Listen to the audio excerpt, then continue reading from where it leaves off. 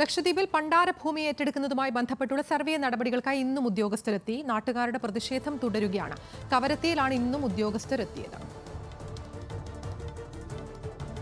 വിശദാംശങ്ങൾ ഷബ്ന സിയാദ് നൽകും. ഷബ്ന, ഈ പണ്ടാരഭൂമി പിടിച്ചെടുക്കുന്ന തീരുമാനം അന്ന് തുടങ്ങിയ പ്രതിഷേധമാണ് ജനങ്ങളുടെ. ഈ പ്രതിഷേധം വകവയ്ക്കാതെ ഉദ്യോഗസ്ഥർ നടപടികളുമായി മുന്നോട്ട് പോവുകയാണ് എന്നാണ് കരുതുന്നത്. എങ്ങനെയാണ് നടപടികൾ പുരോഗമിക്കുന്നത്?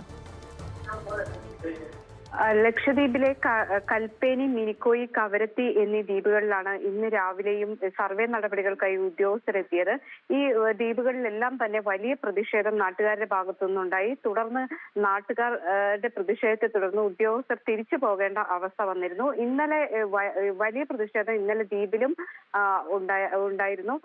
MP ഉൾപ്പെടെയുള്ളവർ ഈ വിഷയത്തിൽ ഇടപെടുകയും ഇതിൽ ഉദ്യോഗസ്ഥരെത്തിയെങ്കിലും സർവേ നടപടികൾ പൂർത്തീകരിക്കാതെ തിരിച്ചു പോവുകയും ചെയ്തിരുന്നു. ഇന്ന് രാവിലെയും വീണ്ടും ഉദ്യോഗസ്ഥരെത്തി.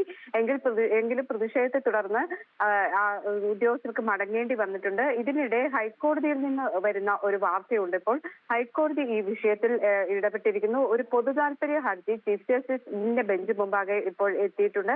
ഈ ഹർജി പരിഗണിച്ച് ഹൈക്കോടതി ഈ മാസം 19 വരെ ലക്ഷദ്വീപിലെ കളക്ടർ ഉത്തരവ് പ്രകാരമുള്ള നടപടികൾ പാടില്ല അല്ലെങ്കിൽ സ്റ്റേ അനുവദിച്ചിരിക്കുന്നു. അതുപോലെ ലക്ഷദ്വീപ് ഭരണകൂടത്തിന് നോട്ടീസ് അയക്കാനും കോടതി ഇപ്പോൾ നിർദ്ദേശം നൽകിയിട്ടുണ്ട്. ഏതായാലും ഹൈക്കോടതി ഈ വിഷയത്തിൽ ഇടപെട്ടതോടുകൂടി ഇനി 19-ാം തീയതി വരെ മറ്റ് നടപടികൾ പാടില്ല എന്നാണ് കോടതി.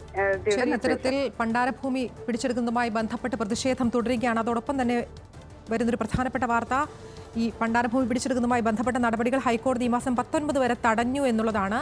കളക്ടറുടെ ഉത്തരവിലെ നടപടികൾക്കാണ് സ്റ്റേ എന്ന് മനസ്സിലാക്കുന്നു. ഷബ്ന സിയാദാണ് വാർത്തയുടെ വിശദാംശങ്ങൾ നൽകിയത്.